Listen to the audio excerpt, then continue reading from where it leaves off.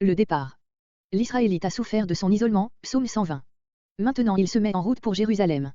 La première strophe de ce psaume est un dialogue entre ceux qui partent et ceux qui restent au logis, les uns et les autres pensent au danger du voyage et recherchent pour les pèlerins le secours de l'Éternel, versets 1 à 4.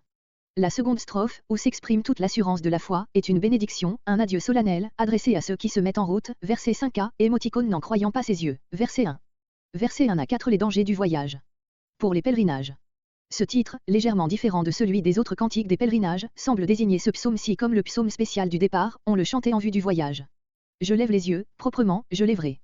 Dès ce moment, le pèlerin regarde vers Sion et il ne cessera pas de le faire, il cherche dans le lointain les montagnes sur lesquelles s'élève la ville sainte, psaume 87.1. D'où me viendra le secours?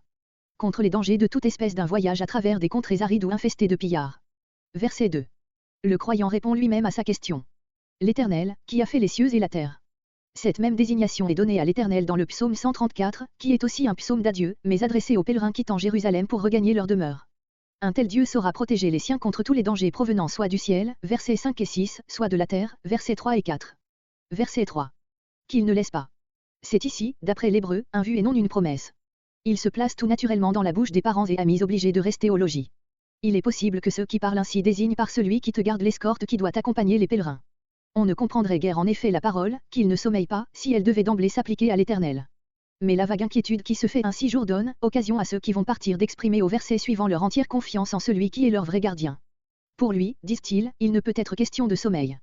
Verset 5. Versets 5 à 8. L'adieu de la foi. Maintenant plus d'inquiétude, puisque l'Éternel est celui qui te garde. Ton ombre, ta protection. Les deux mots sont synonymes, à tel point que, dans le passage Nombre 14.9, les traductions ont remplacé le mot d'ombre par celui de protection. On comprend qu'il en soit ainsi dans un pays où le premier et le plus permanent des dangers d'un voyage est celui qui provient de la chaleur, voir verset 6. L'expression parallèle, il est à ta main droite, éveille aussi l'idée de protection, quoique avec la nuance d'une intervention plus active, la droite étant la main de l'action. Comparez psaume 16.8, psaume 105.5. Verset 6. Le soleil ne te frappera point, même image que celle que nous employons, quand nous parlons d'un coup de soleil. La lune. On a cru longtemps que la lune n'était mentionnée ici que par besoin de parallélisme, mais on sait maintenant par des témoignages dignes de foi que, dans les pays du Midi, le clair de lune peut produire des maladies analogues à celles qui résultent des coups de soleil. Verset 7. Il gardera ton âme, ta vie, ta personne.